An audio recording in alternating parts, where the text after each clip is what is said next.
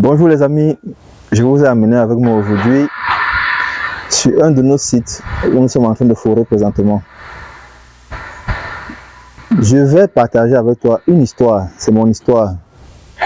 Nos détracteurs, ceux qui veulent nous voir chuter, ce sont nos proches.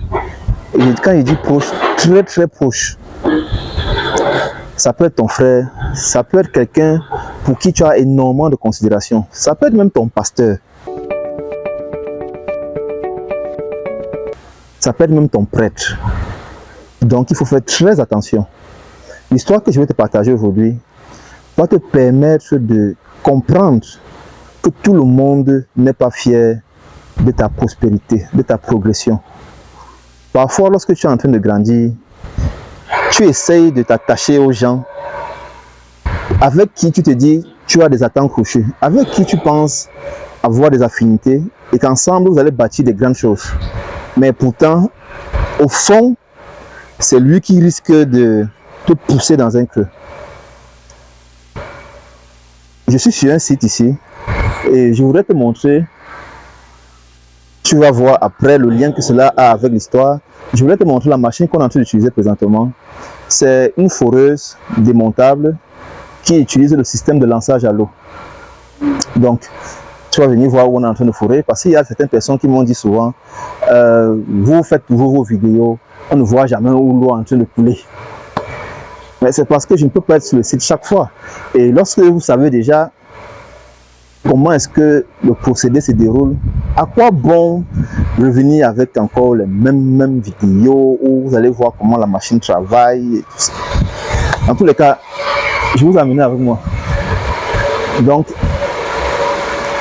là, c'est une foreuse démontable qui fonctionne à l'électricité. Bon, ici, on utilise 380 volts. Et comme vous constatez, l'eau de foration est stockée là, dans ce réservoir là-bas. Donc, c'est ça qui alimente le bac à boue. Bon, je ne vais pas arriver là-bas parce qu'il y a un peu de fuite d'eau au niveau du T de la machine. Donc, le principe est très simple. Je l'ai déjà expliqué dans plusieurs vidéos. L'eau va monter, ça passe au niveau du T, ça descend, c'est ça qui fait ressortir les débris qui vont dans le bac à boue. Et le cycle se reproduit. Maintenant, l'histoire c'est quoi en fait? J'ai fait une vidéo où je vous ai montré une foreuse que nous avons conçue. Et je pense que le titre de la vidéo c'est l'entrepreneuriat, c'est un game violent et dangereux. Cette machine, on est à plus de 4 millions, voire 4 millions et demi pour les travaux de fabrication de cet équipement-là. Comme j'étais de Disance, nous avons fabriqué cette machine pour pouvoir ne plus avoir la contrainte d'utiliser l'énergie électrique. Surtout pourquoi? Parce que nous ne voulons pas nous limiter uniquement à forer en agglomération, c'est-à-dire en ville. Nous voulons servir le maximum de personnes possible et dans tout le monde entier. Par conséquent, nous voulons être capables d'intervenir en zone rurale. Donc cette machine, dans la vidéo où je vous disais l'entrepreneuriat est un game dangereux et violent, je vous disais que on a fabriqué la machine, on est parti forer et la machine nous a montré ses limites. En fait, c'est ça. Lorsque on veut développer un produit, on va être soumis à certaines réalités de terrain. C'est-à-dire, c'est la première fois que nous fabriquons cette machine, ce style-là, parce que ce style est déjà acquis, c'est-à-dire que la fabrication de celle-ci, la conception est déjà acquise, on a déjà fabriqué plusieurs. Mais pour ce style qui fonctionne avec le moteur diesel et avec un système hydraulique, c'était une première pour nous. Maintenant, mon partenaire technique avec qui je travaille, qui a conçu la machine, ne se sent plus concerné. C'est-à-dire, premièrement déjà, on avait eu un accord. Les amis, l'histoire que je vous explique va vous interpeller parce que je voudrais avoir votre point de vue. Vous, à ma place, chef d'entreprise, homme d'affaires, qu'est-ce que vous aurez fait? À l'issue de cette histoire, j'aimerais bien avoir ton point de vue. Laisse-moi ton point de vue en commentaire simplement. Même si tu n'as pas l'habitude d'écrire, aujourd'hui, prends un peu de ton temps, 2 minutes, pour me laisser un petit commentaire, pour me conseiller. Parce que vous savez, Un leader, c'est quelqu'un qui écoute plusieurs voix et ensuite il fait une synthèse pour pouvoir prendre une décision. Mon partenaire, comme je vous disais, ne veut plus rien entendre de l'équipement. Ce qui fait donc que la suite, c'est-à-dire lorsqu'il y avait une reprise à faire, peut-être qu'il fallait acheter un nouveau vérin, il va me dire je pense qu'il faut que tu achètes un nouveau vérin. Pourtant, au départ, la clause était ferme. C'est que tu débourses tel montant d'argent et je te donne un équipement. Je savais bien que c'était un prototype, donc il y aura forcément des retouches à faire. Je m'étais préparé en conséquence. Mais là, ce qui est grave, les amis, ce qui est très grave, c'est que nous avons fait un premier chantier qui n'a pas été fructueux, c'est-à-dire c'était un échec total. On a envoyé un autre confrère là-bas. Deuxième chantier, échec total. On n'a pas pu satisfaire le client avec cet équipement-là. On a dû aussi faire appel à un autre confrère. Donc, la seule chose qui restait à faire, c'est quoi? C'est de ramener l'équipement à l'atelier. Maintenant, lorsqu'on ramène donc l'équipement à l'atelier, écoutez bien les amis, lorsqu'on ramène l'équipement à l'atelier, c'est-à-dire, mon partenaire me dit, voici ce qu'il faut.